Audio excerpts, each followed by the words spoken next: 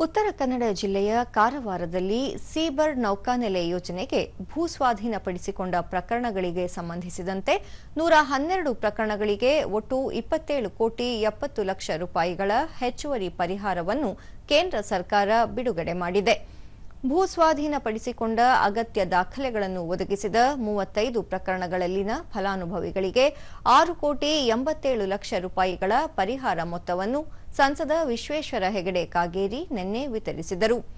ಈ ಸಂದರ್ಭದಲ್ಲಿ ವಿಧಾನ ಪರಿಷತ್ ಶಾಸಕ ಗಣಪತಿ ಉಳ್ವೇಕರ, ಜಿಲ್ಲಾಧಿಕಾರಿ ಲಕ್ಷ್ಮೀಪ್ರಿಯ, ಜಿಲ್ಲಾ ಪಂಚಾಯಿತಿ ಮುಖ್ಯ ಕಾರ್ಯನಿರ್ವಹಣಾಧಿಕಾರಿ ಡಾ ದಿಲೀಪ್ ಶಶಿ, ಅಪರ ಜಿಲ್ಲಾಧಿಕಾರಿ ಸಾಜಿದ್ ಮುಲ್ಲಾ ಉಪಸ್ಥಿತರಿದ್ದರು. ಇದೇ ವೇಳೆ ಭೂಸ್ವಾಧೀನ ಸಂತ್ರಸ್ತರ ಫಲಾನುಭವಿಗಳಿಗೆ ನೇರ ನಗದು ಮೂಲಕ ಪರಿಹಾರ ಮೊತ್ತವನ್ನು ಜಮೆ ಮಾಡಲಾಯಿತು.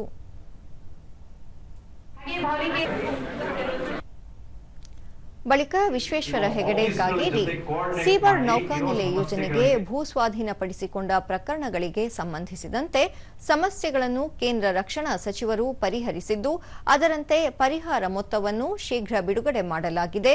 ಬಾಕಿ ಉಳಿದಿರುವ 215 ಪ್ರಕರಣಗಳಿಗೆ 28 ಕೋಟಿ 82 ಲಕ್ಷ ರೂಪಾಯಿ ತ್ವರಿತಗತಿಯಲ್ಲಿ ಬಿಡುಗಡೆಯಾಗಲಿದೆ ಎಂದರು. ಹಾಗಾಗಿ ನಿಮ್ಮ ತ್ಯಾಗಕ್ಕೆ ಬಹಳ ದೊಡ್ಡ ಒಂದು ಗೌರವ ಇದೆ. ನಾನು ಅದಕ್ಕೆ ನಿಮ್ಮನ್ನು ಅಭಿನಂದಿಸ್ತೇನೆ. ಅದಕ್ಕೆ ಬೇಕಾದಂತ ITI ಪಾಲಿಟೆಕ್ನಿಕ್ ಗಳನ್ನೆಲ್ಲ ನೋಡಿ ಯುವಕರಿಗೆ ಯಾವ ರೀತಿಯ ಸ್ಕಿಲ್ ಅನ್ನ ನಾವು ಡೆವಲಪ್ ಮಾಡಬೇಕು ಅಂತ ಅದಕ್ಕೆ ತರಬೇತಿ ಕೊಡೋದಕ್ಕೆ ನಮ್ಮಿಂದ ಯೋಜನೆಗಳು ಸಿದ್ಧ ಆಗಿದೆ. ಜಿಲ್ಲಾಧಿಕಾರಿ ಲಕ್ಷ್ಮೀಪ್ರಿಯ ಸೀಬರ್ಡ್ ಯೋಜನೆಗಾಗಿ ಒಟ್ಟು 2400 ಎಕರೆ ಖಾಸಗಿ ಜಮೀನು ಹಾಗೂ 7000 ಎಕರೆ ಅರಣ್ಯ ಜಮೀನನ್ನು ಸ್ವಾಧೀನಪಡಿಸಿಕೊಳ್ಳಲಾಗಿದೆ. ಜಿಲ್ಲೆಯ ಭೂ ಸಂತ್ರಸ್ತರಿಗೆ ಇದುವರೆಗೆ 647 ಕೋಟಿ 58 ಲಕ್ಷ ರೂಪಾಯಿ ಪರಿಹಾರ ಮೊತ್ತ ಬಿಡುಗಡೆ ಮಾಡಲಾಗಿದೆ. ಸಂತ್ರಸ್ತರು ಸೂಕ್ತ ದಾಖಲೆಗಳನ್ನು ತ್ವರಿತವಾಗಿ ನೀಡಿದಲ್ಲಿ ಪರಿಹಾರ ಮೊತ್ತ ಶೀಘ್ರ ವಿತರಿಸಲಾಗುವುದು ಎಂದರು.